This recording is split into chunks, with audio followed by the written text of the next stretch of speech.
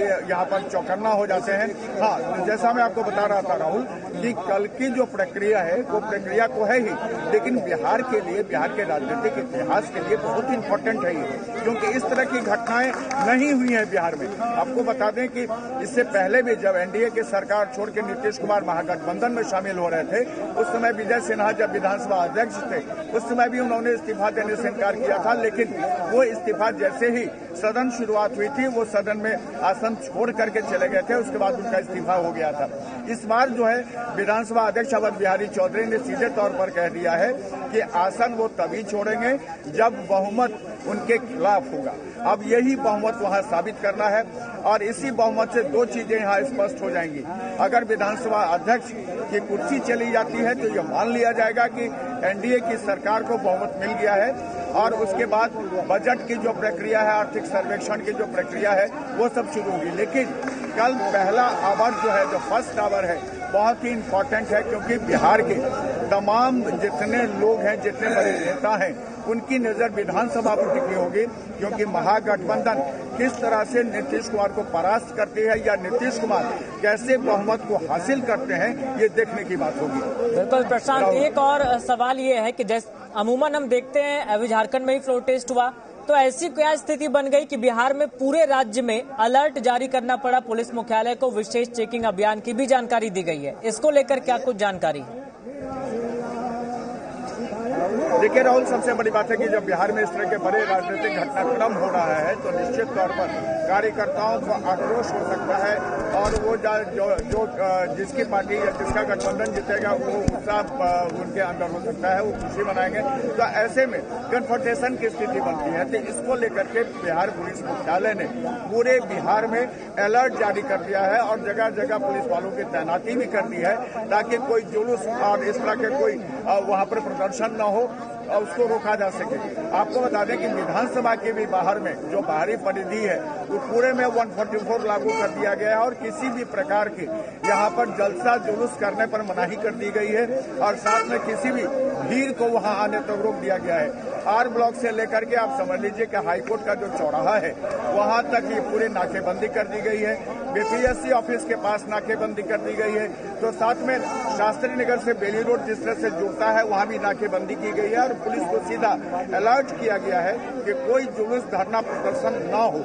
तो इसको लेकर के यही कहा जा सकता है कि कल के जो राजनीतिक घटनाक्रम है वो राजनीतिक इतिहास में बड़ी घटना है। इसमें चूंकि अब लालू यादव की पार्टी आरजेडी है, इसमें सीपीआई है, सीपीएमएल है, सीपीएम है, साथ में कांग्रेस भी है। ये इनका खेमा महागठबंधन के रूप में है। तो दूसरी तरफ नीतीश कुमार हैं, वहां पर बीजेपी है और साथ में हम पार्टी है। ये तमाम लोग हैं और हर दल, हर गठबंधन ये चाह रहा है कि विधानसभा में वो अपना बहुमत साबित करें और इसको लेकर के अपने विधायकों को लेकर के वो किलेबंदी पर उतरे हुए हैं। हर गठबंधन ये चाह रहा है कि उनका विधायक सुरक्षित रहे, उनके पास रहे। इसी को लेकर के इतना गहमागामी भी है और इस तरह से पुलिस मुख्यालय ने अलर्ट भी जारी किया है। राहुल, देखिए प्रशांत, कुंतल कृष्ण भी जुड़े हुए थे कुछ देर पहले। उन्होंने कहा कि पुलिस अपना काम कर रही है, कुछ अगर शिकायत मिली या विधि व्यवस्था की कोई बात हो तो वो वहां पहुंचती है।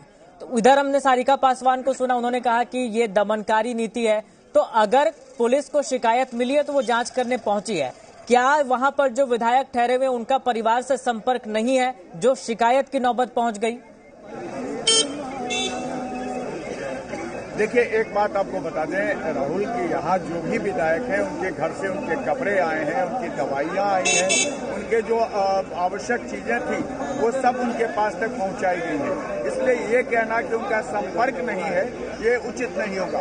दूसरी बात आप देख लीजिए कि बाकी विधायकों को अगर दवाई आते हैं, कपड़े आते हैं, उनके बैग्स उनके घर से आते हैं, यहाँ पर लाए जाते हैं उनके ठहरने के लिए, तब ये आरोप लगाना ठीक नहीं है। हालांकि जिस तरह से ये एफआईआर किया गया, जिस तरह से पुलिस यहाँ पर आई, उसको लेकर के सारिका पासवान ने ये जरूर कहा कि ये डराने की प्रक्रिया है और डराने की तरीका है। सत्ता जो है आरजेडी पर दबाव बनाना चाहती है ताकि वो एनडीए का विरोध छोड़ दे। लेकिन सवाल यह है कि राजनीति में ये सब चीजें उचित नहीं होती, क्योंकि राजनीति जो है बिल्कुल डेमोक्रेसी में हर दल को अपना काम करने का तरीका होता है, अपनी रणनीति बनाने का उनको अधिकार होता है। और जिस तरह से एनडीए अभी अपनी रणनीति बना रहा है, उसी तरह महागठबंधन भी बना रहा है। अगर पुलिस यहाँ पर आई तो पुलिस को पहले बताना चाहिए, यहाँ पर पुलिस मुख्यालय के भी लोगों को बताना चाहिए, यहाँ पूरी तरह से यहाँ जो हुजूम उमड़ी हुई थी उसको बताना चाहिए था कि आखिर वो क्यों आई है और उसे क्या मिला। अगर ये पुलिस के अधिकारी नहीं बता रहे हैं तो निश्चित तौर पर लोगों के मन में संदेह उत्पन्न होता है और लोगों के सवाल खड़े होते हैं। राहुल। बिल्कुल प्रशांत, बहुत शुक्रिया आपका खबर पर ज्यादा जानकारी के लिए, वहां से लाइव तस्वीरें दिखाने के लिए। इसी बीच चलिए मदन झा क्या कुछ कह रहे वो आपको सुनाते हैं। हम तो अभी आ ही रहे हैं, एक बार आके गए थे हैदराबाद से, आए सीधे यहाँ भी घर जाके आए हैं। क्या हुआ मामला अभी तो जाने के बाद पता चलेगा।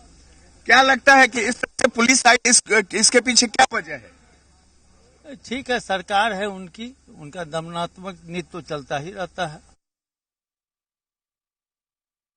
भाई अभी आपने देखा कि पुलिस जो हरकत कर रही है, जो प्राथमिकी दर्ज करने की बात कही जा रही है, वह सिर्फ राजनीति का एक हिस्सा है और राजनीति का एक हिस्सा है, कहीं से कोई बात नहीं है, सब बनावटी प्राथमिकी। ये जो एफआईआर किया गया है कि चेतन आनंद के भाई ने किया है, सब बनावटी प्राथमिकी है ना, ये सब बनावटी है और ये राजनीति का हिस्सा है। ये सब बकवास वाली बात है, क्योंकि उन लोगों को पता है नीतीश कुमार जी को कि कल सरकार जो है अपदस्थ हो जाएगी, उनकी बहुमत सिद्ध होने वाली नहीं है। और नीतीश बाबू को यह भी पता है कि कल के बाद परसों रोज जो है पहल शुरू होगा और तेजस्वी प्रसाद यादव जी के नेतृत्व में नई सरकार बिहार में बनेगी। हम लोग की नाराजगी यही है कि जब कल फ्लोर टेस्ट होने वाला है तो आप इस तरह के तमाम जो हथकंडे अपना रहे हैं।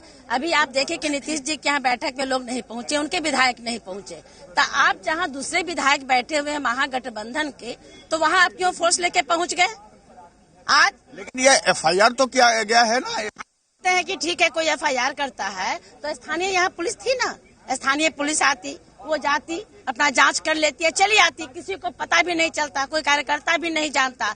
तो आपने इस तरह से फोर्स लाके यहाँ पे दिखलाने की कोशिश की। कल फ्लोर पे नीतीश कुमार की सरकार गिर जाएगी।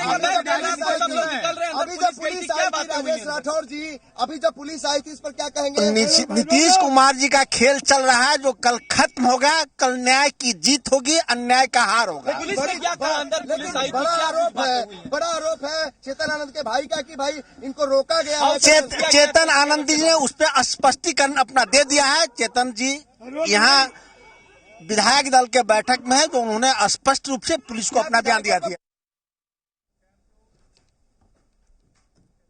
तो फ्लोर टेस्ट से पहले जेडीयू ऑपरेशन लालटेन के डर से जेडीयू ने अपने विधायकों को शिफ्ट कर दिया है। होटल में उन्हें शिफ्ट किया गया है। जेडीयू के विधायक आज रात होटल में ही ठहरेंगे। होटल चाणक्य में जेडीयू के विधायकों के लिए ठहरने के इंतजाम किए गए हैं। यानी मंत्री विजय चौधरी के आवास पर हुई मीटिंग के बाद कोई